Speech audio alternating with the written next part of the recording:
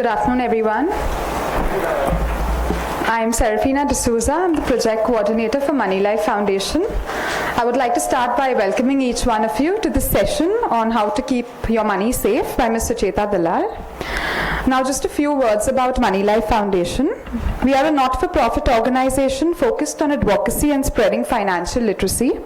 The foundation conducts free workshops on various topics such as banking, finance, real estate, stocks, mutual funds, insurance, wills and nominations, and many more. The foundation also engages in advocacy for appropriate policy making and through helplines and counseling. In just over 3.5 years, Moneylife Foundation has acquired a membership of over 23,640 members and has conducted 181 events so far. We take pride in being fiercely independent, non-partisan and pro-savers. These seminars are completely product and company neutral. Now a few announcements. The envelope you have contains a copy of Moneylife magazine. If you wish to subscribe, we would be happy to provide you with additional details after the session. There is also a membership form to Moneylife Foundation. Filling it up will entitle you to a free membership to the foundation and also to receive regular information about our events and activities, as well as access to helplines, counseling, and the facilities at Moneylife Knowledge Center. There is also a feedback form which we would encourage you to fill up as we plan our seminars based on members' feedback. Do spread the word about Moneylife Foundation to your family, relatives, friends, etc., so that more people may benefit from the foundation's work like you have. Donations are eligible for tax benefits under Section 80G of the Income Tax Act, and the foundation is also registered under the Foreign Contribution Regulation Act. Many of you have noticed that we are offering some of our shop soil books at a throwaway price. All these books are an important learning, especially for college students. The scam is a part of commerce college studies and an extremely popular subject for projects. We are also offering the last few copies of Mr. Debashish Basu's book called Face Value. It is the only book of its kind published in India, which gives case studies on various factors and policies that impact stock prices by giving examples and naming names. The book has been out of print for several years only because Mr. Basu wants to revise it 100% and wants to change examples. This may be your only chance of buying the book at a big discount. I now request each one of you to please switch off your phones before we begin the session. It is my pleasure to now introduce our speaker for today, Ms. Sucheta Dalal. She is the founder trustee of Moneylife Foundation and the managing editor of Moneylife magazine. Ms. Dalal is one of the best known financial journalists in India with over 27 years of experience and has worked with some of India's leading publications, including the Times of India, Business Standard, The Economic Times, and Indian Express. Based on her outstanding investigative journalism, she was awarded the Padma Shri in 2006. Ms. Dalal has served as a member of the N.R. Narayan Murthy Committee on Corporate Governance. She is a member of the Primary Market Advisory Committee of SEBI and a member of the Investor Education and Protection Fund of the Government of India. She is also a trustee of the Ahmedabad-based Consumer Research and Education Center, a member of Bank of Baroda's Customer Services Committee, and a member of the Consumer Complaints Committee of the Advertising Standards Council of India. Thank you, and may I now request Ms. Dalal to please begin the session. Good afternoon, everybody. One of the reasons why we do this workshop on multi-level marketing schemes and chain schemes, we're doing this I think for the third or fourth time, is because every few days you get letters from people saying how they've lost large amounts of money in one of these investments. And it's a tough thing to tell people what is the difference between what is a regulated investment and what is not. Yet, as you would see from the attendance in the room today, when it comes to keeping your money safe, people don't want to hear. When they lose money, they actually get aggressive, saying, why don't we help them? Okay? One of the latest examples is the National Spot exchange, where every time we kept writing that even e-gold is not safe because people lose money, and yet when people invested, lost money, then they actually get aggressive to say, why is it that you won't help? So we're very clear who we help and who we don't. Who we help is people who invest in regulated schemes, who have been sensible about their investment. They have tried to be safe and yet get cheated. I think all those deserve help. Who we do not help is people who recklessly invest in these quick money schemes and then want somebody to bail them out. We are very clear that that is speculative, or that is what we describe as financial illiteracy, and that is something that we again spend time on. We do conduct seminars to explain to people why is it that even when they're offering high returns, you should not get attracted by them. But when the money is gone, believe me, the money is gone. It does not come back, and that's exactly what I'm going to run you through today. When we start writing on MLM schemes, my colleague Yogesh Sapkale, who otherwise you see his byline, he doesn't want to take a byline on anything to do with, say, a Speak Asia or a QNet, because we face that much of abuse. And I keep saying that I don't think I got so much of abuse after breaking the Harshad Mehta scam as we did when we wrote about Speak Asia. And I want to know if anybody here has invested in Speak Asia and got their money back when it collapsed. Anybody? I don't expect that people are even going to admit that they invested in Speak Asia, so I'm not really expecting an answer. So let me start by talking about three kinds of investments that we're going to look at today. One is collective investment schemes, where you've recently had SEBI regulations being tightened. Okay, the new SEBI amendment ordinance has given significantly more powers to SEBI on what is called a collective investment scheme. The second thing that I'm going to run through is chit funds, because Sharda, as you know, 23 suicides, and the estimates of losses are anywhere from 2,000 to 20,000 crore. Nobody is quite clear how much money that man raised. That was called a chit fund. Actually, it was not. It was a collective investment scheme. Then we are talking about pyramid schemes and multi-level marketing schemes. Does anyone know the difference between each of these? Or let's start with simple. What is a chit fund? Anyone knows what is a chit fund? Because a chit fund has a separate regulation and a separate act. Okay? And okay, let me just go through the definition since I have no answers. But before I do that, let me start with this. This is a Union Secretary, Mr. E.S. Sarma, who wrote to the Prime Minister, and the Prime Minister's office then passed it to SEBI to make them answer what is the problem. Why is it that you don't catch these schemes when they are still collecting money rather than after they have collapsed? And this is what SEBI had to say, that the main difficulty with unauthorized or unregulated money-raising schemes is that they are successful in taking advantage of regulatory gaps as well as regulatory overlaps, right? And as we proceed through the seminar, this is what you will see, how skillfully they do it. So let me start with chit funds. Chit funds is what I think in Maharashtra is known as bishi. Okay? If it is done well and sensibly, there's nothing wrong with it. Because for small, unorganized business, it's a good way to be able to raise capital depending on your need of the moment and how much of interest you're willing to pay. So the way it works is quite simple. There'll be a group of people who know each other. All of them agree to contribute a fixed amount of money. Somebody bids for that pool of funds, and the price that he's willing to pay, which is a premium that he's willing to pay on that pool. So suppose there are 5 people who are putting 10,000 each, it's 50,000. Somebody wants that 50,000 today. Maybe, he's got a flower business, a flower trade, and it's the Ganpati festival coming, and he knows flower prices are going to double. He's going to be able to pay a high interest, but he needs that capital to buy more flowers. So he'll say, okay, I'm taking the 50,000 this time, and I'm willing to pay whatever it is that he decides, maybe 5,000 more. Because as you know, in the unorganized sector, interest rates tend to be extremely high. So that premium that he pays gets divided in the group. right? So people keep pulling it every month, and then they have what is called an auction or a lottery, and somebody bids for the amount. Interest rates fluctuate. That's a chit fund. Now, huge number of chit funds, especially in Tamil Nadu, collapsed at one time, which is why the government came up. In fact, there was a 4-year phase between in the mid-70s, 1975 or so, when hundreds of these chit funds, blade companies collapsed in Tamil Nadu. And 2 legislations were created at that time. One was the Chit Fund Act, which described what it is, which was in 1982. And in 1978, you had the Price Chits and Money Circulation Scheme Act, which was meant to prevent chain marketing schemes. Now, like everything else in India, you have loads of legislation, but you have no action.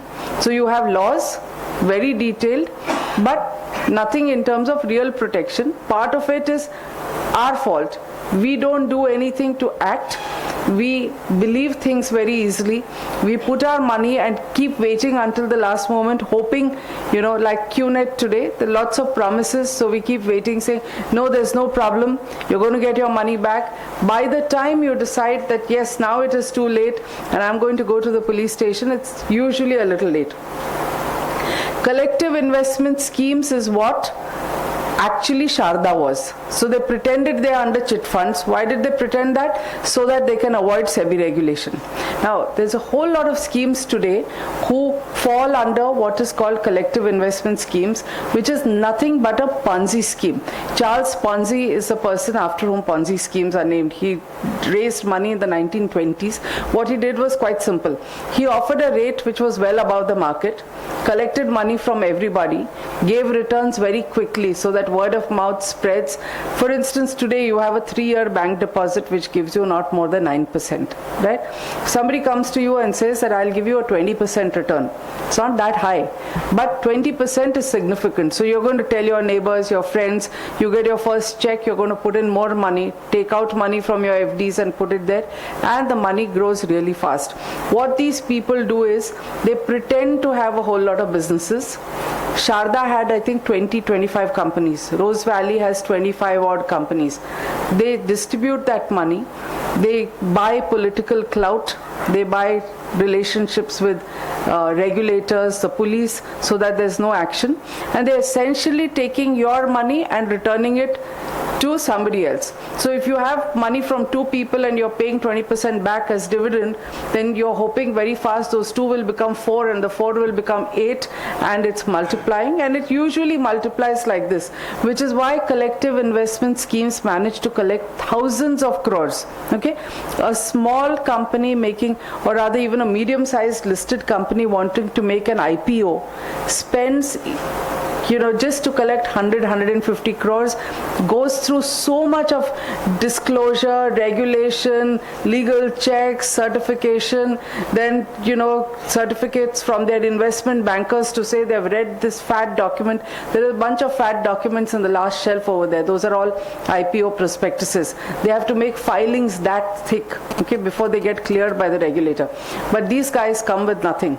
What they've been doing over a period of time is they're getting smarter, and they're pretending to launch synthetic products that have the nomenclature and the appearance of a regulated entity. So they'll call something a secured debenture, or they'll call something a redeemable preference bond. It actually means nothing. It just is meant to convince people that this has gone through some kind of regulatory process. Then they spend enormous amounts of the money they collect from you fighting the regulator to say, why are you not under a particular regulation? And I'm going to come to that later.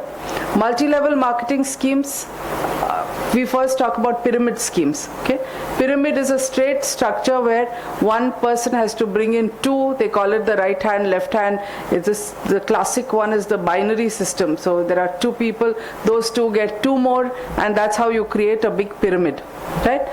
And I'll explain how that works. Multi-level marketing schemes, again, have a product as well as a pyramid. So they will first sell you a product, and they will also tell you that you get returns by enrolling 2 or more people, which is what, says, a Speak Asia did. So here again, the product would be synthetic. The product would be that you're filling out a survey. Now, it's so easy to hypnotize tens of thousands of people to believe that you actually can get money, that to 500 rupees to fill out a survey. Nobody pays that kind of money unless it's some kind of detailed academic survey of 30 pages or so, which sometimes gets paid. Nobody pays for surveys. But you had the whole country believing it's the hottest business opportunity. Today, when you step back, it's so difficult to believe that people were hysterical thinking that this is such a great thing. There were 5 to 10 companies doing exactly that. But the catch here was it was not just the survey. The survey was one part, which is their synthetic product. The other part where you got more money is in recruiting 2 or more people. So each time you lured someone to come into the scheme, there was more money to be earned. And that was the main reason why this worked. So let's start with Sharda. 23 suicides, okay? This is the state. 20,000 crores is one estimate of how much they have collected. And just today I read a news item saying Mamata Banerjee is going to pay out of West Bengal state funds just 500 crores. We're talking about April, May till now, nobody has got their money. She's set up a commission, put a retired judge in charge, and now depending on what the judge says, she's going to release some 500 crore. But most of the money is gone, and this also is a completely mischievous thing where you take state government funds and give it as compensation. In all the bad practices that you have seen in the last 10 years, including ridiculous subsidies by the government, this is another one of them, where you will be hand in glove with companies that float these dubious schemes. You will be on the stage with them as a politician, and when it collapses, you will take money from the exchequer and you will distribute it among those people who have lost money. So while we have full sympathy, I mean, look at their faces, you look at them and you feel they have no right to lose their livelihood. I mean, they are not even like you and me. We are educated. I don't think if we were in this crowd, we would not even deserve sympathy. But this lot, you feel they deserve sympathy. But still a bad practice for the government to give out that money. Right? So SEBI action against Sharda began in 2009. What did they do from 2009 to 13? Kept fighting the regulator every step of the way. And this was classic to West Bengal. Okay, it's completely overrun with these kind of collective investment schemes. There's Rose Valley, another 20 odd companies that they have set up. You go to West Bengal, they have posters all over the place. They have film stars who are endorsing their products, and they are on the stage with every politician. There was a third company called MPS Greenery, and actually many more, but these 3 were big. Each of them had collected upwards of 2,000 crore. So they had all the money collected from the people being used to file court cases, being used to bribe people and fight in order to ensure that there is no action. And again, like I said, they call them secured debentures or redeemable preference bonds. And the nomenclature has zero meaning because nothing that is not cleared by a regulator makes any sense. By Jan 2013, the music stops, which is that you keep collecting money, you keep putting it into businesses which don't make any money, which means it's a loss. You keep giving it away to politicians, sponsorships, endorsements, whatever else. Someday the money that you're collecting is less than the money that you're paying out. That happened in Jan 2013, and the man first, Sudipto Sen, ran away to Kashmir and then was arrested. He's still in jail. But my point is, it doesn't matter what on earth happens to him. If your money is gone and you're not getting it back, that is the only thing, that's a bottom line. That's the only thing that should matter to you. It doesn't matter whether the guy gets punished or not. It's immaterial. But one thing that we have discovered is this is one area where nobody gets their money back. If Mamata gives away 500 crore, that will be a first, but nobody gets their money back. Collective investment scheme rules have been tightened just last month. So SEBI talked about huge regulatory gaps. As of last month, again it's an ordinance, okay? It has not been cleared by the 2 houses of parliament. It was introduced in parliament. The session closed without it being passed. So now a new ordinance has been promulgated yesterday. and hopefully it will go through parliament, but rules have been framed. Anybody who collects 100 crores in any manner will be called a collective investment scheme. So whether it is emu farming, or it's potato farming, it's goat farming, it's oak trees, it's some kind of weird fishery, people have tried every stunt in the book, okay? And this is something which has got to do with the ingenuity of human beings. Americans have devised a smart system of understanding this, that we humans are very clever and we keep coming up with new ways in which you can make a fast buck, okay? So they have something called the blue skies laws. And what does the blue sky law means? It's a series of laws which have one basic fact which is underlying it, which is that on any given day, a smart fraudster can sell somebody a piece of clear blue sky.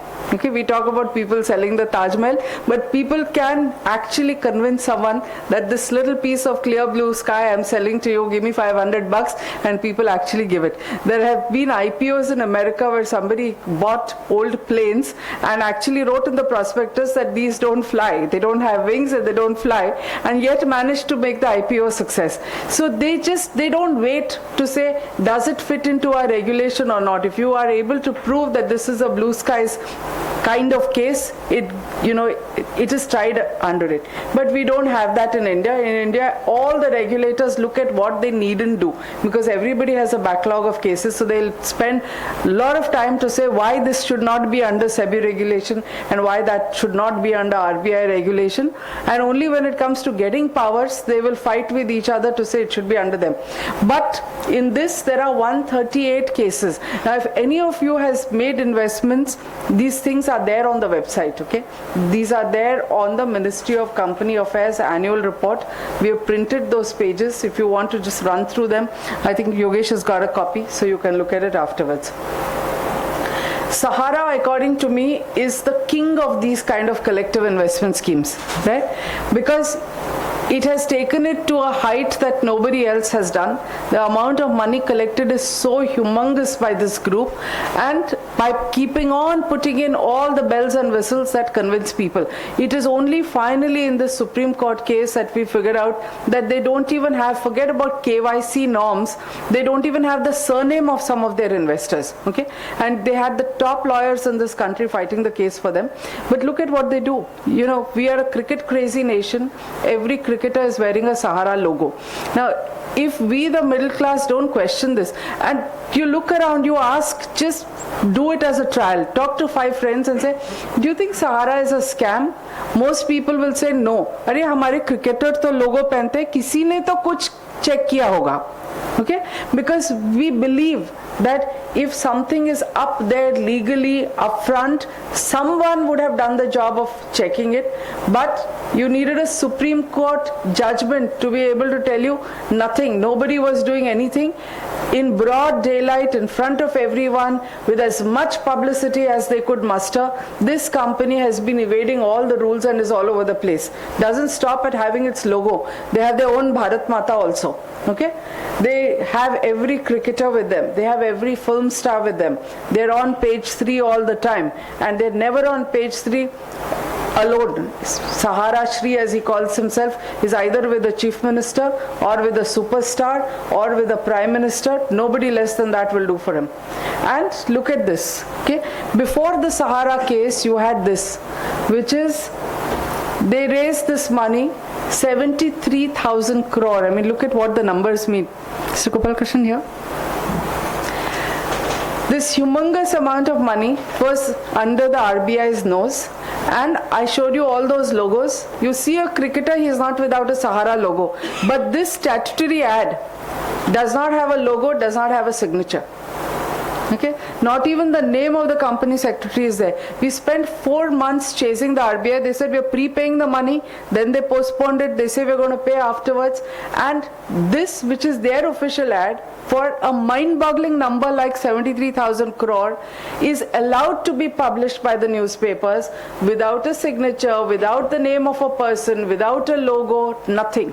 This is India for you. So if this is the situation of the country, you want to be safe with your money, you have no option but to learn a little bit and understand why you need to keep your money safe, because nobody else is going to come to help you out. When they had to give back this money, they went and put their money into those two companies. 24,000 crores were raised through so-called optionally redeemable bonds, which finally SEBI took them to court, and they fought all the way. And it's a long story on its own, and we are hoping to get the lawyer who fought that case in the Supreme Court to come and deliver a talk about what went into Sahara. We'll probably do that session sometime in October. I think you must make a point to attend it, because it's one of the most incredible stories worth a separate book. Now I come to what we are talking about. Again, unlike Sharda, another group, this time much more middle class looking rather than very poor, sitting in front of Crawford Market police station. There are 10,000 people here. They didn't put out an ad to tell everyone to come there. They managed to reach without a problem. These 10,000 are just 1/3 of the 30,000 odd people who invested in a company called City Limousine. Okay, City Limousine talked about getting imported cars and renting them out and earning so much of money that he was offering a return of 120%. We keep saying in Moneylife, the minute somebody is offering you 3% higher than a bank FD, the highest level FD, which is your 290 days or whatever, you have to start asking questions rather than saying it's a great opportunity. So when someone offers you 120, you really need to jump up. And if you had used the same yardstick, you would not even have invested in National Spot Exchange without thinking, because 15% return and people saying guaranteed, there has to be a catch. Why would something offer you that kind of return without a risk being involved? So you come to, who are these people? Now they're all sitting in front of the police station, but look at who is invested in this City Limousine. 6,000 policemen, okay? 200 income tax officials, 15 RBI officials, 300 from Mantralaya. Now if these people who ought to know better, they have also gone and invested in City Limousine. When you say, why do we get suckered when it's happening? Because we all look to some of these people to know better than us. And when your neighbor says that so-and-so is a policeman down the road, you think they would dare to cheat him? He's invested. So if he trusts his money, I think I can trust my money. But the fact is, we had somebody, the last time I did this session, we had somebody from the Serious Frauds office. 2 of them came and attended the session. And frankly, we did a lot of learning ourselves at that session, because that man actually had the courage to stand up here and say that he told us details about City Limousine that we didn't know, okay? He said that a lot of money was actually recovered. He even named the politician who got 900 crore out of the money raised and sent it out of the country. But one of the points that he made is that the numbers that are given out to the media are usually half the money that is even recovered. And these guys who have the influence, they get their money back without anyone knowing. Okay, it is only you and me, the Aam Janta, who gets nothing, because our money is lost forever. They managed to find a way, because even to give them a few extra facilities in jail, they're extorting money at the rate of 5,000-10,000 a day. And I'm going to come back a little more to City Limousine, but let's go back to this whole structure of what is a pyramid, what is a Ponzi, what is multi-level, what is direct marketing. These are all different names, nomenclatures for exactly the same thing or slight variations, okay? And that was, in fact, a cover story that we did. We've done 2 or 3 cover stories on this. Not that it helps, because when you have people buzzing around, leaving their jobs to go and become QNet entrepreneurs, we don't know what to say. So there are 4 ways in which it works. One is the intention to saturate the market, because they make money only when there are plenty of numbers. The second is the structure. What is important about the pyramid structure? Only people at the top of the pyramid really make money, and down the line nobody does. Then the legal structure. Is there a law? Isn't there a law? If there is a law, why does it work or not work? And what is the way forward? So classic pyramid. Now I keep saying this, that in India we end up being some of the lone voices that are warning about this, but The US government, like I said, no scam is invented in India. Somebody has been smarter and done it before elsewhere. The US government spends a lot of money putting this on its website. This is the SEC logo. You go to the SEC website, which is the US Securities Exchange Commission, you'll see this warning explaining what is a pyramid. They talk about the binary system, which is the one right hand and the left hand. So you have multiple systems where you first recruit 9, those 9 recruit 6, the 6 recruit 3. I think one of the Amway or whatever Tupperware uses it.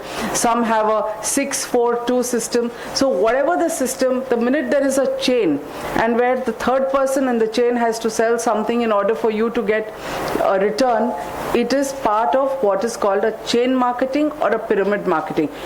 Both of them create structures which are meant to create saturation, increase numbers. The hallmark of this scheme is they promise sky-high returns in a very short time. Why is that short time important? In fact, many people get their first check in the first 3 months. Why is this important? Because there is nothing that is bigger proof than getting a check in your hand which is deposited in a bank and encashed. Okay? Encashed. If you have a check from somebody, you've encashed it, you will go around town telling people that, "Arey, ye to sahi banda hai. Mere ko paisa mila." Okay? And you can keep arguing with him till you're blue in the face. He's not going to get convinced. He says, "Mujhe paisa mila. What are you warning me about?" Right? So Speak Asia, everyone was getting their checks. That is the hallmark of the scheme. It is not unusual. It is not, they create trust by giving out money. And whose money is it? Whosever money is collected, they're distributing that back. So it is easy for them to give those checks. And it is the fastest way. Nothing spreads like a check. They pay extraordinary returns to the initial investors. Sometimes it's usually more than 100%. Speak Asia was almost 500%. City Limousine was 120%. But flip side, you look at those chain marketing schemes like the collective investment schemes which are sold to the poorest of people, it was only 20%. Even then they managed to get, because 20% is much more than what you're going to get anywhere else, right? From a bank deposit or whatever. And some people think that 20% is not a scam. If it's 100%, it's a scam. Believe me, anything that is 3% above your 9% bank FD has to be a question mark. You have to take a risk knowing there's a risk. I'm not saying all risk is bad. If you didn't take a risk, you would never make money in the stock market. But you have to take a calculated risk, and you have to be on the alert for when you're going to withdraw your money rather than saying it's guaranteed. Simple logic, if it's too good to be true, it usually is. So nobody is going to pay you the kind of return, because if you are in business and you need money to run your business, your entire effort is to raise it at the lowest possible rate. Okay? Because that's how you can run a business, that's how you can make profit, and that's how you can have money to grow. So the minute somebody is offering you ridiculous returns, it obviously is not a business that he is running, and it's a question that you need to ask. So it's too good to be true, because this is not money that is going into a business, right? Now what happens here is those who earn that high return, the guys who ran around saying this is correct, they usually lose all their money when it collapses finally. They are their first evangelists. But look at the logic. I've got 2 checks. 30 days I get a check giving me 100% return. Another 30 days I've got another check. What will I do? Very soon I will withdraw my bank FDs and I'll put the money here, because I'm getting those returns, right? So when it collapses, people have got their savings wiped out because they're so confident. And this is another point that we make, that not everybody who's hard selling Ponzi or pyramid is out to cheat you.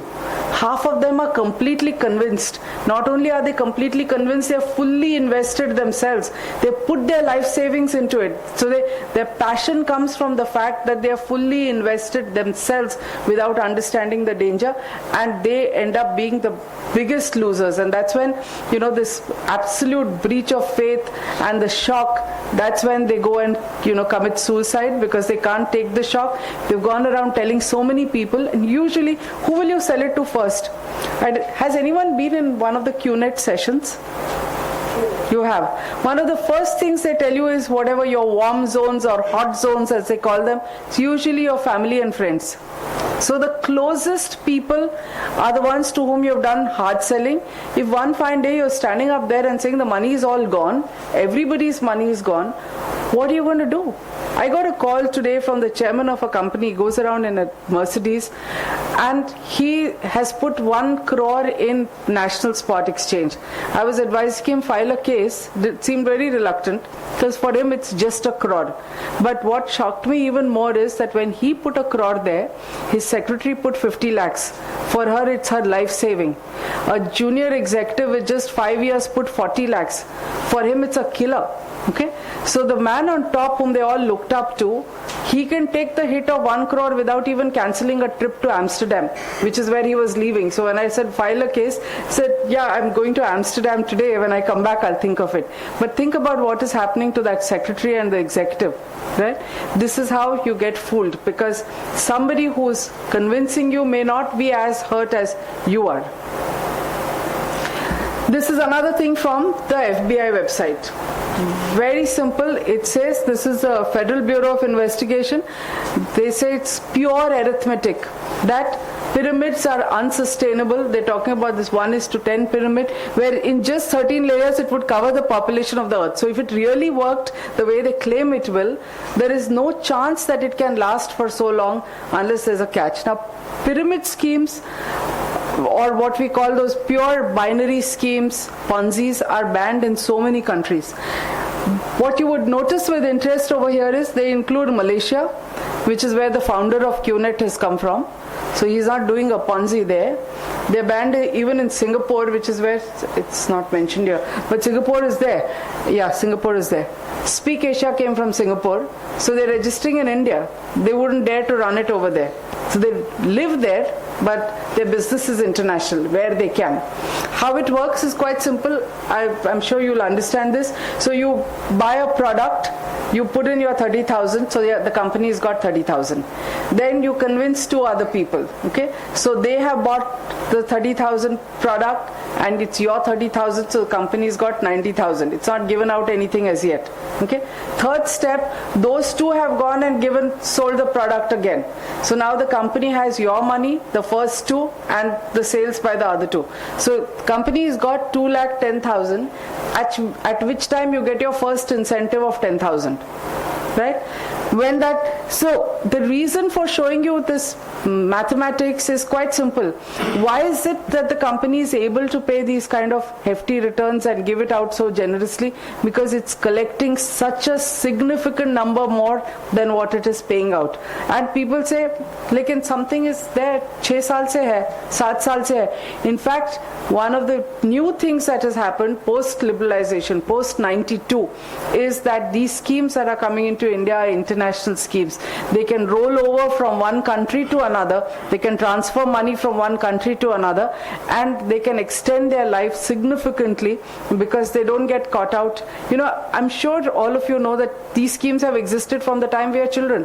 It used to be a small gold coin, it used to be a bangle. Every time, I remember from the time we were 6 years old, we've been hearing about these schemes. The difference today is they're more sophisticated, they're online, their products are more fancy, and they're international. So they last significantly longer than they used to before. Like I said, part of the business, I'll give you this afterwards. Yeah. So they target credible people. The police first target the wives of policemen. At the lowest level, the constable's wife is a very popular first target. Women are in any case a popular target because women are more convincing, have a lot more time, especially in the afternoons during which they can talk to each other, convince friends and neighbors. They always have a mascot, so it will be either a senior person or a film star or a sports star. I'm sure I'm not going to name names here, but you know some world champions who are associated with these schemes, and some of them are doing endorsements of the products where they don't even know this. Muridhan is associated with QNet. QNet is banned in Sri Lanka. So he's associated with QNet and he's giving at he's posing with the cricket officials in India, not in The cricketer, take a mic. Yeah. So the cricketer, as he is pointing out, QNet is banned in Sri Lanka, but he is endorsing the product here because we are all cricket crazy and we know who he is, and the credibility helps. So like I said, the last one is they specifically target women because women are good influencers. Look at the numbers, okay? I mean, the numbers that each of these schemes can collect are astounding, and no legitimate business is able to raise this kind of money giving a legitimate return than the ones which make false promises. Pearls, or PSCL as it's called, used to pretend to hawk pieces of land, and it's now turns out that most of that land is in the no man's area between India and Pakistan and on the Rajasthan border. Japan Life was a magnetic mattress, went on for years. People were paying 2 lakhs about 10 years ago to buy a mattress and convincing people. The chairman of that company was close to 2 prime ministers of India, Atal Bihari Vajpayee and Manmohan Singh, and he was recently arrested not very long ago, I think last year, okay, recently, because this was very popular 10 years ago. Gold Quest was completely destroyed. The 5,000 crore number was at that time. It is back again. It's got a few lakhs, the hottest thing at the moment. Agri Gold, it's also in, there's a list in the Ministry of Company Affairs under the Serious Frauds Investigation Bureau, which is on their website, page 32. We have got a printout here if you all want to look at names. There are hundreds of names there, and all these names are listed on it as ongoing investigations. So money is gone, and they're leisurely investigating it in the government. The only state police that has done serious work on this is Andhra Pradesh, which is why I've called the source the Andhra Pradesh police, where somebody called Mr. Vijay Sajjanar has virtually made it his life mission, including suffering any number of transfers in order to go after these people. So most of the action has happened under him. And I don't know if you all heard about the Emu bird scam. It's a brilliant one, they managed to get the media completely involved. So all the media people, without ever having tasted emu meat, were promoting it as the hottest thing and cheaper than chicken, and how it's going to improve the protein deficiency of all Indians. And it turns out that that meat is not even edible, and people actually have emus all over the place, and it was nothing but a Ponzi scam. You would have read those stories in papers like Economic Times, which ought to have known better, okay? And there is nothing over there. So coming back to them, one of the things that Mr. Sajjanar tells us, or the Serious Frauds Office tells us, is the same group keeps coming back over and over again. So one scam is over, they change their names, sometimes their appearance, and they come back, move from one state to another, and they're back promoting something else, right? So they also don't ever get away, because they do something, there are cases lodged against them. This man Masood of City Limousine, first 10 cases were registered against him in 2003. The big losses that he created were in 2009.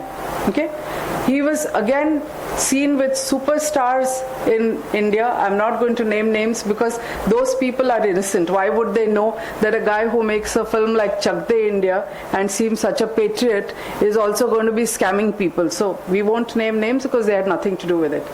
Bounced back in 2007. For 2 years he paid a return of 120%. After that his checks began to bounce. So which is why I said people who invest early have got their returns.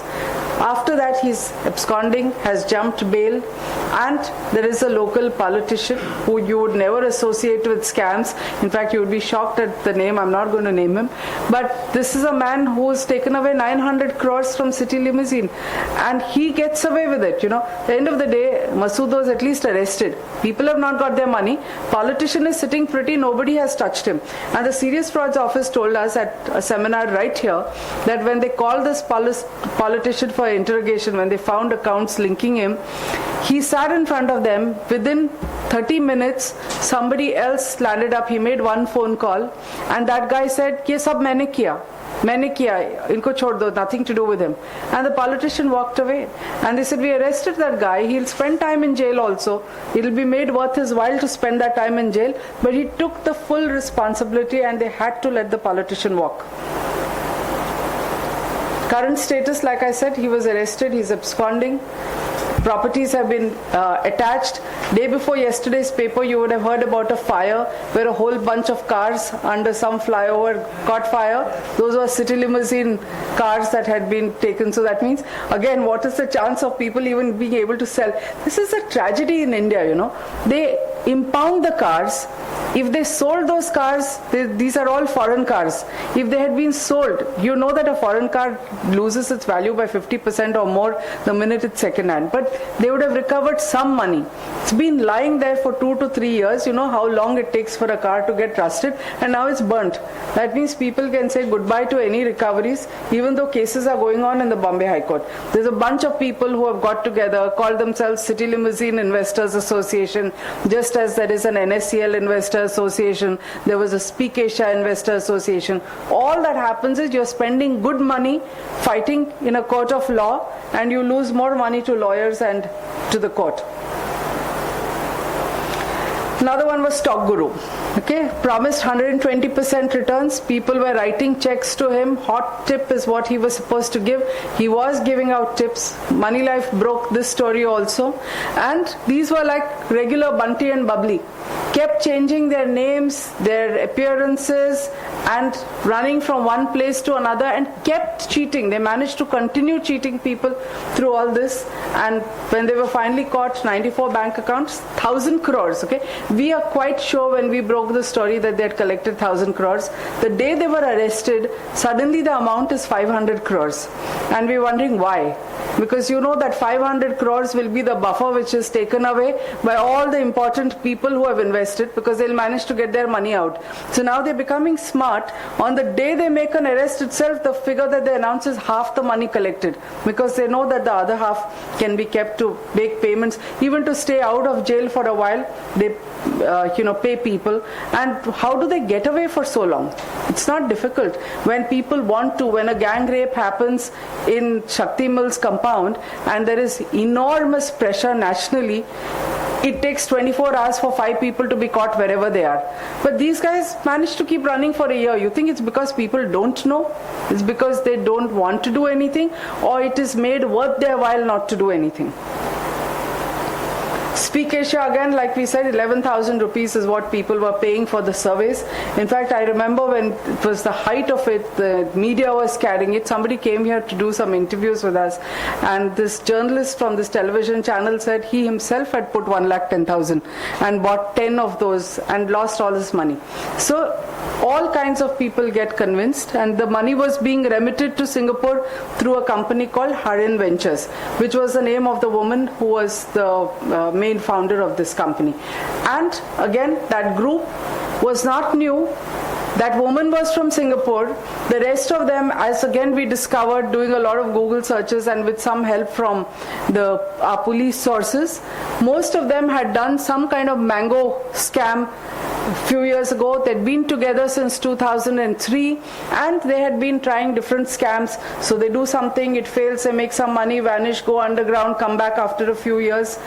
The same people would also be connected to something else called AdMatrix, which when Speak Asia collapsed, pretty soon AdMatrix also collapsed. GoldQuest started with coins, which is now QNet. Now they're selling you something called a biodisc, okay, which actually should have action against them directly under the Drugs and Magic Remedies Act. There is a special provision for it. Nobody has filed a case, so nothing is happening. They have repositioned themselves. When they launched in Chennai, one of their big claims was the kind of connections that they had. They have sports stars. I'm going to come to that a little later. It was fully destroyed in 2009, and it's back. Now also the money goes to this company called Vihan. So while Speak Asia, there was at Harin Ventures, which was collecting the money and going away. This is a company registered in Bangalore with a capital of just 10 lakhs. So yesterday's business standard. All this is ongoing. Yesterday today's business standard says this company with 10 lakhs has only 2 people who are their founders, and they won't talk about who they are. They want to come, they have all the bells and whistles of being like a large multinational company. The end of the day, all the money collected is going into small private limited companies with capital as low as this, and with 2 people who are ultimately the beneficiaries. Fake connections, okay? Like I've been saying this throughout, but look at how big they get. Gold Quest, and I have followed this story and written it in 2009 or 8, I think. Nalini Chidambaram is a legal advisor. I have a letter in writing even now from them where they claim that she's a legal advisor. She was at that time. I don't know if she is even today, but I know for a fact that in Questnet meetings they're still banding her name around. Then there was something called Nmart in Ahmedabad. The promoter was a guy called Gopal Singh Shekhawat, who used to actually pretend that he is related to the president's husband. And it was not correct. It was completely false. And there was another company called Royal Life of Kerala, which actually even used the photograph of Oman Chandi, who is the CM. So they have no qualms lying about it. And except for Chidambaram, who actually was a legal advisor for a while, the other 2 are completely fake. PSCL, like we said, is a real estate development company. I've gone through it, 20,000 crore which was collected, and they were paying commissions of 40%. Okay, this is how they were spreading it. And this was a cover story just to show that, like Sharda, these scams exist at every level of society. So the poorest of people in villages in Odisha where they can't get 1 meal a day, forget about 2 square meals a day, were being scammed. They were borrowing money from the money lenders and putting it here because the money lender was lending to them at 100% and this guy was promising them a 300% return. I mean, I can't think of what can be more sickening than this, that you're cheating people that level, because the scamster will go away, but the money lender is not going to let those people go. And we had people, we did a seminar once where we had somebody who worked in Dharavi, and this is an NGO called Swadhar Fin Access, and 2 of their trainers had come here. So we said, why does this interest you? Because they said that people who had invested, I don't know how many of you remember all those plantation scams of the 90s, right? Do you know that people in Dharavi are still paying that back? Because they borrowed money from money lenders. The companies have gone. There's no hope in hell of getting that money back. But the money lender is ensuring that for the next 20 years, every paisa that they earn and can spare is taken away by the money lender. So they're virtually like slaves even today. This is what happens when really poor people, especially when they borrow and invest in it. I talked about binary scams, which is just the one-to-one. Those spread the fastest, but they are the most dangerous. Okay, that's a pure Ponzi or pure fraud. The ones which are little difficult to call a fraud is when there is a product. Okay, now pure Ponzis are banned in most countries. So if there's no product and it just says get me 100 rupees and convince 2 more people and you'll get XYZ return, which is how the schemes used to be in the 80s and 70s and later, they are banned by most countries. Okay, what is not banned is the little trick that they have come up with to ensure that they don't get classified as Ponzis or pyramid schemes. And that little trick is to have a product. So the product could be a synthetic product like fill up a survey. So you're pretending to pay money for filling up a completely childish survey which a 4th standard student can do, or it's a gold coin, or it is plastic, or it's cosmetics, or it's perfume. They have a product, but it is also linked to what they call direct selling. So you don't ever just buy a product. If you're part of it, you become a member, then you're also supposed to convince somebody else, sell the concept to someone, and there is a return in it for you, which is in addition to the product. The product never makes money. We had somebody really senior from Amway who came to meet us.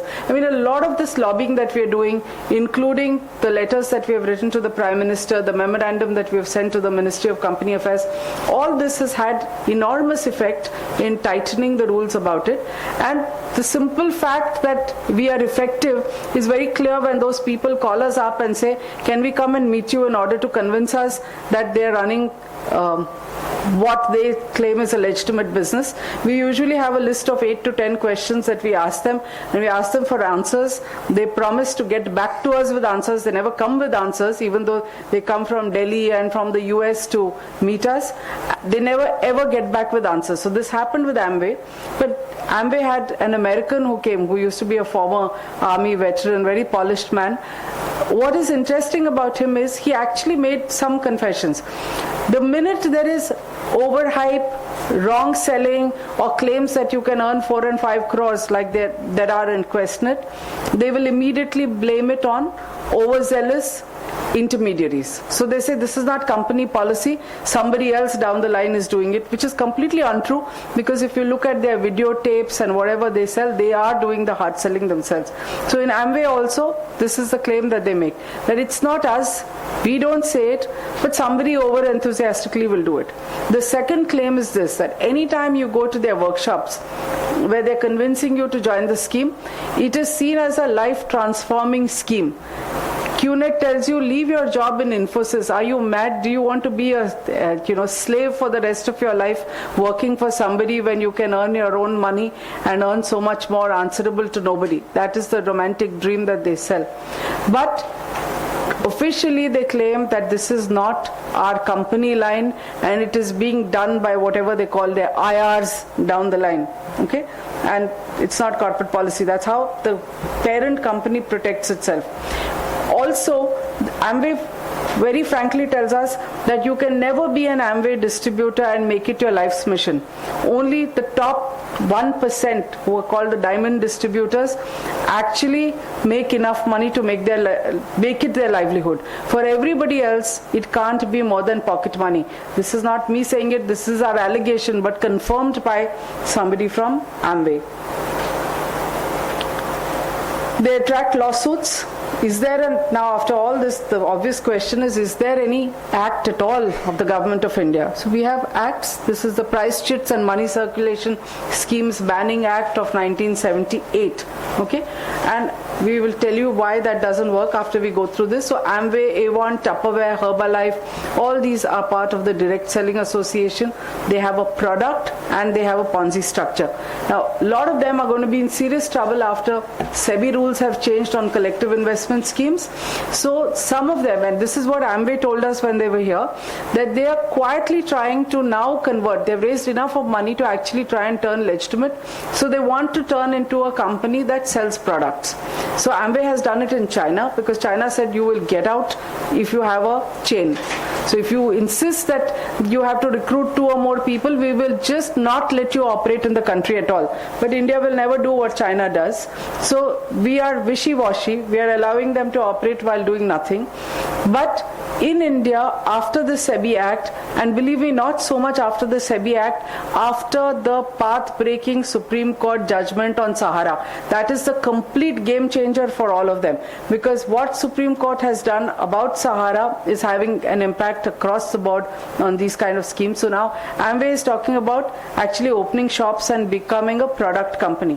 But flip side is very simple. If they become a product company, then they have to compete with all other product companies. So if you're selling a perfume like an Oriflame, or if you're selling something else, you're on par with every other legitimate company, which means that your returns and your taxes and everything is the same, and it cannot be so high. They can't give you the returns, they can't make the promises that they have. So they will be down to earth like anybody else. Then whether they survive or not, or how they survive, is something that we will all of us watch in the future. The arithmetic, like we said, very few make money when there is a product. Income only to the top people is really high. And there is somebody who's written a book. His website is False Profits. If you want to learn more about it, you can take a look at that. There is academic research done in the best universities in the world which have calculated returns. So, we can keep arguing here, or we can look at research that is done. It says less than 1% of the distributors actually make money. Okay?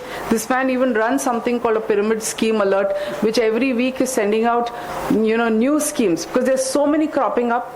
They keep warning you about some of them. Others, it's impossible for you to keep tabs. In America, they work through the Direct Selling Association. All of them have similar products. And there is huge controversy even in the US. There's a big thing going on just now with Herbalife. And, they have equal number of people with them and against them.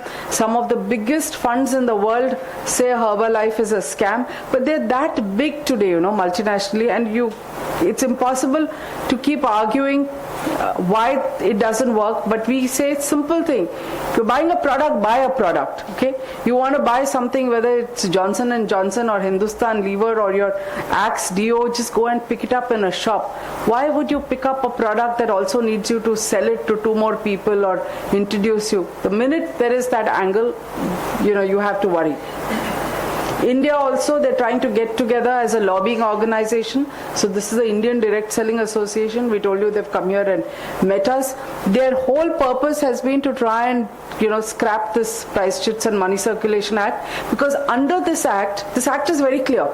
It says anybody any business whose business model is such that it requires people to recruit more people to become distributors is a money circulation scheme. Okay, you either sell a product or you're into money circulation. If it is money circulation, it falls foul of this act. It's another matter that nobody takes action unless a complaint is filed. You talk to the police, QNet, I think it took really long to find a complainant. Finally the complainant is here. Where is he? There. So it took nearly a year to find somebody who said, I will stand up and actually file a complaint. We've had people, there was a television anchor who came to us. We were quite shocked. His wife is completely brainwashed. She's taken away his children. This guy was on CNBC every single day. Okay, he came here and talked about it. He's moving heaven and earth to try and get both his money and his children back. His name is Ashu Dutt. And I mean, he's not embarrassed about saying that this is what QNet did to me. But finally, we have Gurpreet here who actually filed the complaint, and then you had action that has happened.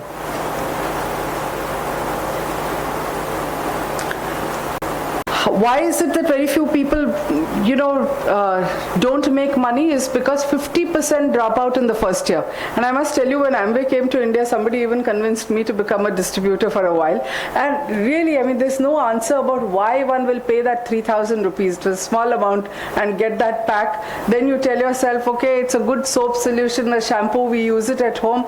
You lose half the money, but you say selling is not for me. And, they have done psychographic research to find this. The reason that they get away with it for so long is that all the people who drop out, I mean, I began to study pyramids much later, but when I dropped out, I remember I lost money, but I kept telling myself, oh, this selling stuff is not for me, I can't do it. Okay, so most people blame themselves, and so they're not going around complaining to anyone. They think we don't know enough, we don't know how to sell. So there are other smart guys who they show in their seminars who are making these big sales pitches and saying, I earned 7 lakhs and I earned 10 lakhs, and we say, okay, he's a smart guy, he can do it and I can't. But this is the level of dropout in the first year, and all that money then remains with the company, which is why the company is profitable and you are not. We've gone through Herbalife. It has all these stars who are doing their endorsements, which build credibility, exactly like the Sahara thing. In fact, any nutrition-related product is now a huge business until somebody gets active about it and there is an evangelist who fights it. There are all kinds of products which are probably worth $20 which are being sold to you at 700 and 800. And believe me, Amway and Herbalife work through doctors. And their biggest agents are doctors, because doctors are prescribing them, and some of their relatives are agents for Amway. So what you can buy at 100 rupees or 200 rupees, because the doctor has prescribed it, you're going and picking it up from Amway at a multiple of the cost. And nobody denies it. The company, we asked them this and the company didn't deny it, okay? As usual, they said, well, what can we do? Maybe they find it a good business opportunity. Okay, why does the Price Chits and Money Circulation Act doesn't not work effectively? Because they are waiting for somebody to finally lodge a complaint. So how does this work? The complaint is not lodged until about 3 months after you've stopped getting your checks, okay? Because the whole business is based on the fact that you're getting your checks, right? So in a chain scheme or a multi-level marketing scheme, they spend the first 3 months insisting, don't worry. You know, those people are idiots. Moneylife has no work. Moneylife is stupid. They're anti-people. You will get your money back. Speak Asia did that. When finally you're convinced that it is not coming, that's the time you're going to file a case, by which time the money is transferred out of India. In Speak Asia, we worked through the RBI. We very clearly saw hundreds of crores has moved out. It's still not come back. And, you know, the momentum is lost the minute people sort of get used to their loss. The first 2 months, there's lots of momentum. We were making calls to the RBI every day. At the end of the day, somewhere even we lose interest because Speak Asia is gone, QNet is revived. QNet is gone, something else comes. Day before yesterday, someone sent us another one which is exactly like Speak Asia. Back again, you know. And you can't keep following this up forever. The police wait until there's an actual loss, because if there is no loss, they won't take your complaint. They'll say, "Paisa to nahi gaya na? You went in there with your eyes open. Nobody forced you. So what are you complaining about?"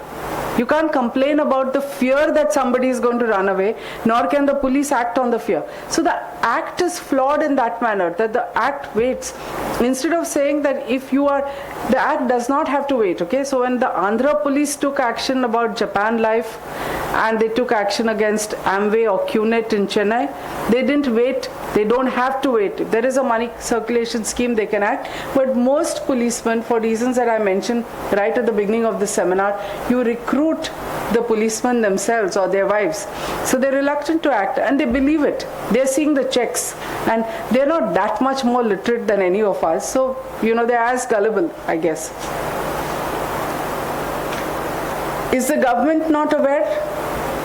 It's been aware since 2003. Jaipal Reddy had made a huge noise in Parliament calling it a menace. 2003 till now, not only no action, but series of, you know, really mega scams. So in Jaipur, there was a huge one. They finally decided that this act is too weak. It's not good enough to protect people, and they're going to come up with a new act. Okay, so police refused to lodge complaints. I told you about this. Have cases gone to court? They have. The police have taken them to court. There are very interesting judgments. Even then, nothing happens in this country. So in this judgment, this is Apple Marketing, which was a similar scam. The judge actually said that, you know, the company was arguing that we have been allowed to function. There's no action against us. How can we be illegal? So the judge said, just because there is no action doesn't make something that's patently illegal into something that's legal, and ruled against them. Does it move the system? No. There are similar judgments even in the Supreme Court. There are 3-4 important ones. But in Manipur, you know, where again, huge employment problems, there are lots of unemployed people. So it's so easy to rope them in to say, here's a great opportunity, you can make money, you don't need to look for a job. And they borrow money from money lenders. It created such a social scandal over there. And this company, Unipay, was one of the big ones. Uni2Pay or something, which is there in the serious frauds list that I talked about earlier on the Ministry of Company Affairs website.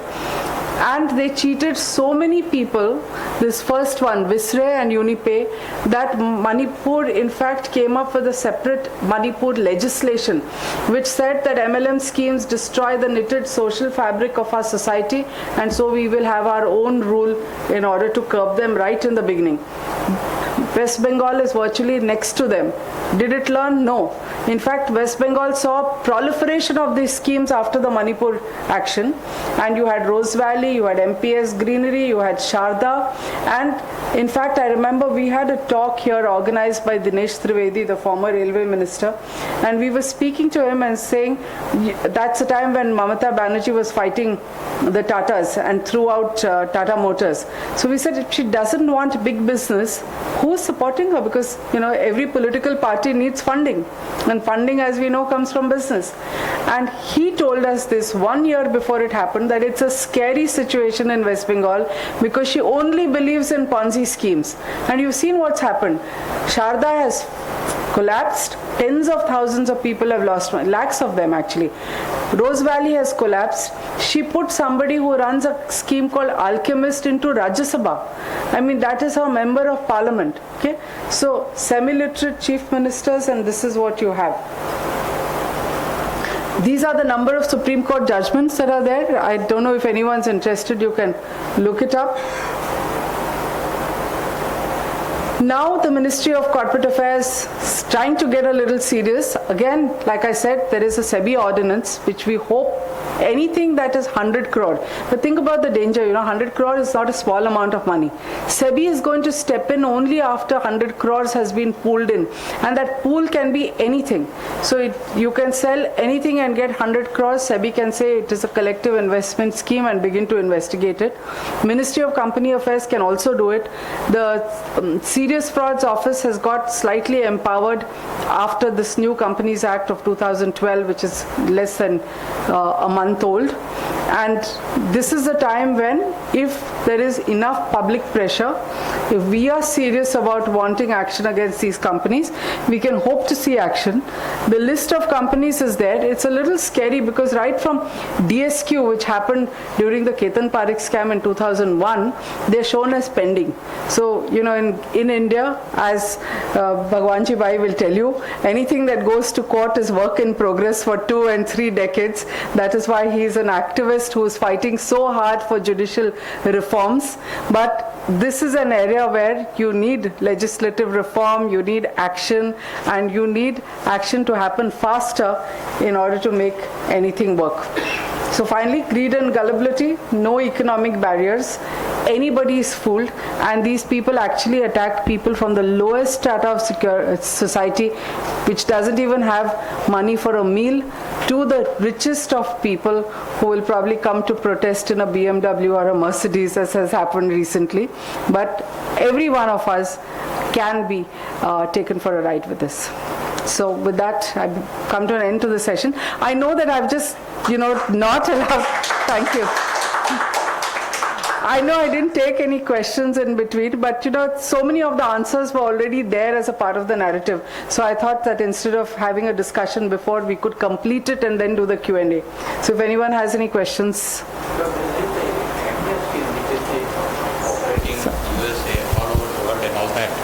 Which one's that Amway? Correct. In USA, in other countries also they have spread up. So is it still operating or? Very much. In fact, there was action recently in Kerala against the Amway country head was arrested, and they're fighting back, but they're a huge multinational. They call themselves a direct marketing scheme. And in fact, half the research that is done globally is on Amway, where all this talk about 50% dropouts in the first year, and only the diamond distributors who are less than 1% make a lot of money. But this is about 10-15 years they are just operating this, and still there is Yes. not closed down. No, Nobody has gone to the court and there are court cases. Court cases. There are 2-3 court cases. Some they have won, but they're still operating. To add to that, Amway is now devised a new strategy. It's all about all MLM companies. They are saying we are starting a production company in your country. We'll start producing and then we'll sell the products. This is a new strategy. Excuse me, ma'am. There is a company called Twinkle, which is not into product selling, but they are into investments. So Twinkle. Currently, they have changed their name to some citrus. So Okay. a lot of people they have been promising 15-17% returns, and it's like a fixed deposit. It's nothing related to sell Tupperware or products or anything like that. Have you ever heard of this Twinkle? But I'll tell you, for every Twinkle, there'll be, 10,000 other Twinkles that are doing this. And one of the questions that people invariably ask us is about the PAN card club. You would be shocked if you look at that Ministry of Company Affairs website. The Serious Frauds Office is investigating PAN card club. But even today, their offices are all over. This is a problem with our system, that when there is an investigation, when it is listed there as under investigation, it continues to grow. Because they always find people who are ready to put in more money, and they proliferate. But Twinkle would be like PAN card club. And their agents are so Very aggressive, very, very aggressive. try to explain, try to get explanation from them from where, how you can generate so much revenue. So they aggressively tell that we are operating this particular business for the last 20 years. Correct. And they just keep moving. When there is action in some of the bigger cities, they move to the smaller towns and they convince people. Some people don't even know that PAN card is a name that they have created. Now, first of all, nothing like PAN card ought to have been registered. We've been writing this recently, saying even names like national something or Indian something should not be allowed. So National Spot Exchange, which is a private exchange, was allowed to get the name national, because the problem in India is you pay a little money, bribe someone at the registrar level, you can get away. So that's how PAN card has been registered. Yes, Ma'am? ma'am. Yeah. Can do you really believe that the promoters of these schemes were fully aware that this was basically a money grabbing scheme, fraudulent scheme, or they started out very sincerely, and then it turned out that they couldn't manage to make payments, and therefore it became a... You ask anybody who runs a business. If you're running a business, you have costs, you have salaries, you have taxes, and you have to earn a return out of which you can pay back, right? So if you are promising a return from day one, which is impossible for you to earn, it means that you have every intention to defraud, isn't it? Because it's a simple question of arithmetic. You do a spreadsheet. If you cannot have the returns, look at the entire Sahara Group. We're talking about numbers like 73,000 crore. You show me one business, and this is where I've been challenging them for the last 10 years. Show me one business which is making profits, which is listed in the public domain, where they can say, I've made 500 crores, 2,000 crore, 30,000 crore, and I'm paying. You have an Infosys, or you have a TCS, or you have a Tata Motors, that results are published. Show me a Sahara company. Their media house, no numbers. Their airline came and went, no numbers, not in the public domain. Their annual results, not to be found. Go to MCA 21 and show me what you can download from there. It is extraordinary. The Ambi Valley, they're gifting flats. Forget about the returns to people. Every cricketer is getting a place in Ambi Valley. And you must see to believe Ambi Valley. It's like one, manicured hill station, the golf course, fully functional. Where are the returns from? Nobody knows. Who pays for anything?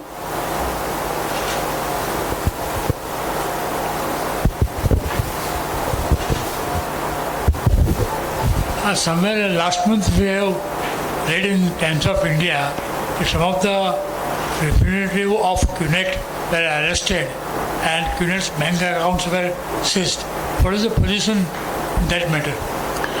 The position is, investigation is on. In fact, the investigation of 2006 is also going on. I think Gurpreet has some answers. So he's the one who filed the complaint, so he would be able to tell you. Right now the position is such. Hold the mic, no? The complaint was launched last month on the 16th. So 1 month is over. Initially they've taken some action, and I don't know what is the reason. Last 20 days nothing has happened. It is complete zero. While coming here, I just got a call from EOW saying that they have moved High Court for challenging that why you have freezed our accounts. And I don't know how true it is or what. The IO, investigating officer who was handling this complaint, last 20 days he has not come to office, and he's saying that I'm suffering from depression. That is the status right now. But again, this is identical to what happened with Speak Asia. So yesterday, QNet had ads in all the full page ads in every newspaper. If you remember Speak Asia, it used to have big ads in every newspaper. It had a PR agency which was, part of the Lintas group. Okay, so they were blowing up money. They were blowing up money on lawyers. They also went to court. So what is happening in QNet is an exact parallel to what was happening in Speak Asia. Where it ends, we don't know. With Speak Asia, we know that they vanished. These people may be arrested, but is there any record in past that investor has actually recovered the money. No. All investors. No record of investors having recovered money ever in any of these schemes. Ever. That money is gone forever. Ma'am, there is a scheme running in Mumbai, namely Hira Gold. They have their head office in Mira Road, and they are offering a compounded return of 42%, 3% per month. They are offering, and it's running about from last 6 to 7 years. I would, because you have the setup and you have the skills too, I would like you to investigate the case, please. Certainly, you'll send us at Please. least some basic details. I will send it to you on your email. Thank you. Complete detail I'll send it to you. Great.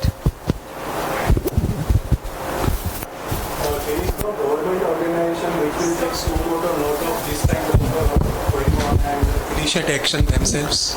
You know, I wish there would. Not only is there no government organization that does it, but even when individual policemen, Mr. Rayani asked about Amway, and Amway action was taken by this DIG Sajjanar of Hyderabad. And people who have acted against these companies have been harassed, like the Khemka case. They keep getting transferred, they lose their promotions. So not only is there no government organization, but the people who actually write or take action against them.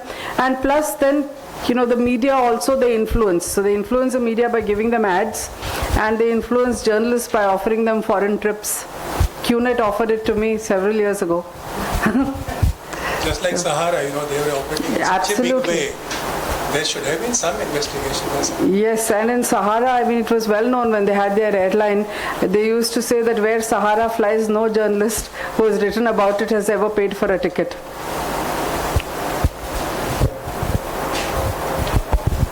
Any other questions? I think there was someone behind.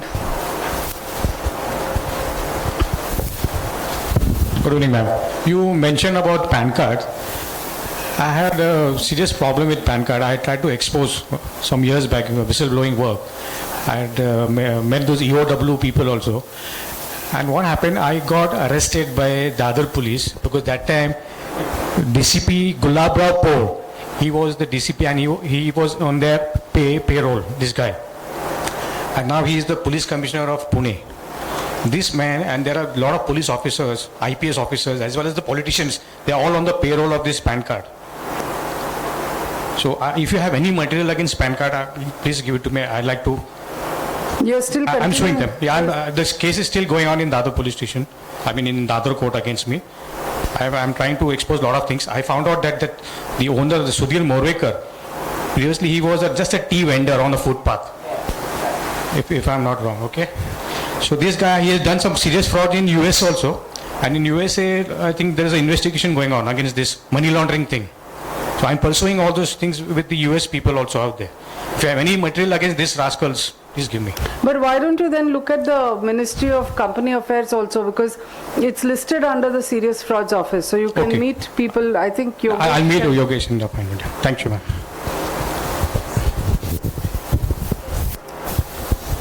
Ma'am, but this is not the first time. See, I'll tell you about QNet. There was a lady in Chennai. She made a complaint before me, and her complaint was that these people are sending money out of India using credit card. So it is coming under money laundering. Now what has happened, after the complaint, the CBCID of that state, they've started harassing that lady, saying that you have used your credit card to send money out of India, so you have violated FEMA and all those things. रात को 2-2 बजे 3-3 बजे उसके घर पे raids and all those things have happened. In my case, like this gentleman point out, in my case, after I lodged the complaint with the CP, Commissioner of Police, the local police station, my wife was running a small restaurant. The local police station, they have collided with the owner, and under some influence and pressure and whatnot, रात को 12 बजे that owner came and he pushed my wife out, उसको गाली दिया, and he locked the restaurant. And the same police station, in QNet's case, मतलब हम लोग को अभी 20 दिन हो गया, it's more than 21 days, they are not taking our complaint. And the same police station, they had got a copy of my same complaint against QNet, and they filed a B summary saying that this couple has lodged a bogus complaint. against this company. And on the same complaint, EOW has registered the offence and they have taken such a big action. So this is bound to happen. Just local police station people na, they come under influence, either money or political, or जो भी इंसान या जो भी इनके against में जाना चाहता है ना, they are harassed, and that is the reason no one comes forward to make a complaint. That is the reason. You invested first in QNet, is it? See, investment is a different thing. I am a citizen of India. I agree with you. In such a case, there is no need of an investment. There is no need of a victim. If you read the law, section 31, 32, you can just go and make a complaint saying that this scheme is going on and I have noticed this, it has come to my knowledge and this is a wrong I thing. agree, that is how the Money Circulation Act has been structured, but it doesn't happen. But I'm just out of curiosity, I'm asking you, because I know you had that biodisc with you. Yes. So you have actually invested in it, or? These people, they had taken the check. When I came to know about all these things, we stopped the payment. So that's why in my case they have applied only 420. 420 is punishment for cheating of valuable security. So check is a valuable security. That is perfectly applicable. My point is, when people they go to the local police station to lodge a complaint, they are harassed in the first place. आज QNet के ऊपर CBI का आपको मालूम है order है. There is an order pending with CBI. No one knows. Last 4 years for investigating this company. Apart from this, the former Secretary of the Government of India, E.S. Sarma, has written to the Prime Minister, has written to the Ministry of Company Affairs. We have published all these letters that he's written. He's written to SEBI, which is where I started this workshop with a quote that SEBI has given in response to his letter, which is about QNet. But with all this happening, there is absolutely no concrete action to shut anything down. So there's a little bit here, there's a little bit there, so they can't say there's no action. There is action. But there's nothing happening. मैं आपको जो point बता दूं, my point is people who try to stand up against these people, these companies, they are harassed. I'll give you an example. On the one gentleman in Chennai who had made this complaint against QNet and Questnet with CVC and SFIO and all those people, and the result is they are listed on that. That gentleman, he was put behind bars for 72 days. उसके ऊपर झूठा molestation का और क्या क्या cases डाल के उसको for 72 days he was kept in jail.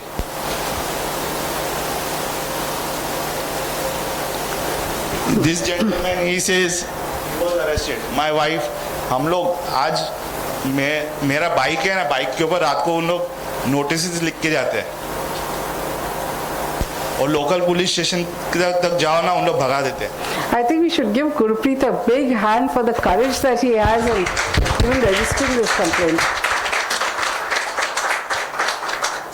Ma'am, it's high time. I think we should start a legal aid committee or something of that sort. Because this is not the only first case they have put against me. They got me arrested on bogus case also. I think we're very happy that Bhagwanji Bhai is here. Maybe we should ask his help, because he is the chairman of the Forum of Fast Justice. So, Bhagwanji Bhai, any suggestions on what can be done in these situations? Yeah. One should not get disheartened. If the local police station doesn't accept the complaint, one should send it by registered ID. And even after concerned police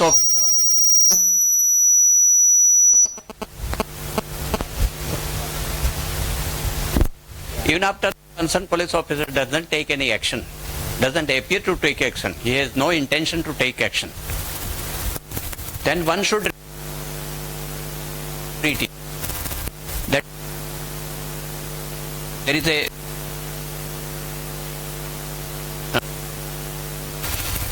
so if even that doesn't work, the one has to resort to the court, whatever the type the court is this. But other option is the read or the complaint directly to the to come. Bhagwanji Bhai, what Gurpreet and a legal aid committee and all other things. No, That is more what- than legal aid, see, what happens is even Sameer Zaveri, who does work for the railways, every time they meet, all of them have one small request in common, which is, what is the support group? Because, we as citizens, we keep quiet. They, because they complain, take the brunt of it. Even Sameer Zaveri had false cases filed against him. Now, is there something, legal aid is, yes, when you actually go to court or you're arrested, you get legal aid to help you in your fight. But what about, whistleblowers, whether it's even RTI Act, what we're seeing all the time is it's so easy to harass an individual, bump them off.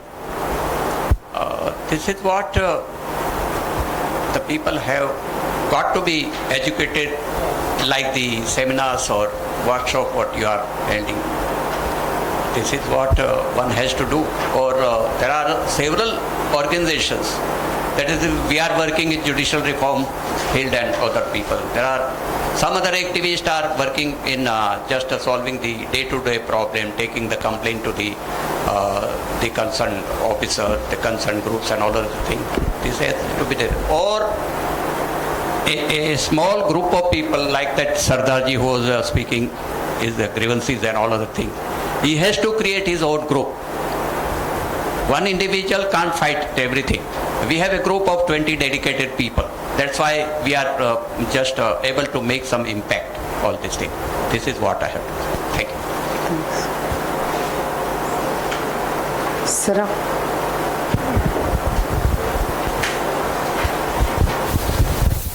Like Bayan Bhagwanji says, just now mentioned that we should form a group. I'll give you my example. I am basically an architect, interior designer. I am an international sportsman, a gold medalist, Chhatrapati awardee. I was nominated for Arjuna Award, but due to dirty sports politics, I was deprived. Now I am doing law. You got more, but I'm also involved in the social activities, and I'm doing law in second year now. So I've decided that I'll fight my own cases, and I've come to the conclusion that the system has come to the corrupt and rotten. You can't expect any help from the system. So we have to fight our own battles. It's better if we come together, it's well and good. I would suggest Moneylife should start some legal aid for whistleblowers at least. We would love to do it. We don't at the moment have the resources to do it, but if we do, we will definitely do whatever we can to do it. In fact, it's ever since Satyendra Dubey was shot, it has been of great interest to me to do this, because I think there is guidance required even for sensible whistleblowing, and I wish we can start that as at least a branch sometime soon. I was going to be Satyendra Dubey. I was picked up by one of the world famous encounter specialists, Pradeep Sharma, the rascal. I was detained from morning to night. You understand, there are so many things. I will come and meet you personally and discuss. Thank you. My name is Sachin. Again, coming back to the QNet issue. Last year I attended the same workshop last year, and the next evening I went back to them. I had 10 questions, whatever questions I had after I attended the workshop last year, and they have all dirty answers to them. They again coming back to Moneylife, how Moneylife is, and all other advertising agency, how they don't. They have all the answers to them. So last 30th of last month, I guess the case was filed against the country head of the QNet, and he says he has no associations with QNet. Absolutely. Otherwise, he has their official website. They have In fact, official Gurpreet Facebook. has a document which he gave us, which we have published, where the country head of QNet says he has no association with QNet. Now, if it was such a fantastic, legitimate organization, how can the country head say he has nothing to do with it? It's one of those believe it or not things, but Gurpreet has a document which shows it. Yeah, the document is there, and after that also they have written to so many publications, including Midday, in which they have said okay, he is the CEO of Suresh Timri is the CEO of QNet. But right now they have come up with another story saying on the 31st of March this year, the master franchise agreement between QI Group, that is Hong Kong, and Transview was terminated. And Vihan got into direct contract with QI Group. That is what they have come up with right now. But even that is false, because I have documents which show this QNet people, they have entered into India the third time on the pretext of foreign direct investment. They have formed a company named some Transview in Singapore, Using that company, they have shown an investment of around 3 crores in India, and on that 3 crores, they got that proposal that we are investing 3 crores in India. Okay, and they have drained thousands of crores out, and no one is asking them. Even the police people, they question me, isme galat kya hai? Last time, I think we managed to put enough pressure in Speak Asia to get the RBI to look at it. But I don't think this time they're looking at it, right? Someone in the last row has a question. Ma'am, it's like for me also, I wasn't aware of such things, you know. For me, Tupperware, everything is just fine. So it is lack of awareness, you know. Every company that uses structure, they should use like in mutual fund, we say risk. Should let the people investing your money in a multi-level structure, there's a saturation after that. So people are aware. Like for me, it's for the first time I have been aware. Earlier for me, Tupperware is fine. People are earning, many housewives, it's giving employment, etc.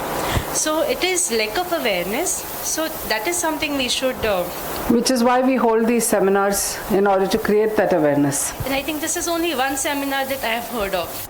Newspaper will talk because nobody has interest. Contrary to what QNet likes to say, we are the only idiots who are doing this. There would be a lot more profit for us in not doing it and being on QNet's side, because then we would have got the advertisements, we would have got a lot of financial benefits. In fact, contrary to what they say, Moneylife has zero. In fact, we have minus benefits by doing this seminar. You know, we would be, and that is why half the media doesn't want to write about it, doesn't want to follow it up, because there are great benefits being on the side of these people. They're collecting thousands of crores. They will pass on a few lakhs or a few crores to us, and we will carry double spread ads. We would be much better off. So there is a good reason why you don't have too many awareness seminars happening, because nobody has interest in doing that awareness. You can tell the example of when we broke Speak Asia story. We broke Speak Asia story in October, and after that Speak Asia was giving ads in Times of India and Economic Times. And when it all was about to be bust, every media jumped into the bandwagon, including India Today, then Star News, and they said we broke the story. Finally Speak Asia went bust, and after that ET has the courage to say that it is just because of their efforts that this scam is broken. They had published an article, it's there.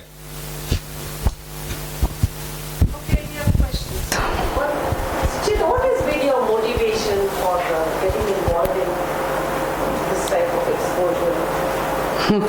I don't know.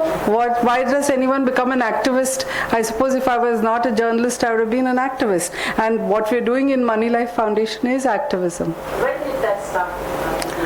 I've been like this long time. I mean, if it wasn't for that mindset, I would not have broken the Harshad Mehta scam. Even there was a lot. I may have got some fame breaking that scam story, but believe me, there was a lot more fame and money I would have got by not breaking it. So, 91, 92, or even before that actually. Okay, thanks everybody. Join us for a cup of tea, and do give us your feedback forms, because we structure our seminars based on suggestions that come from you. Thank you.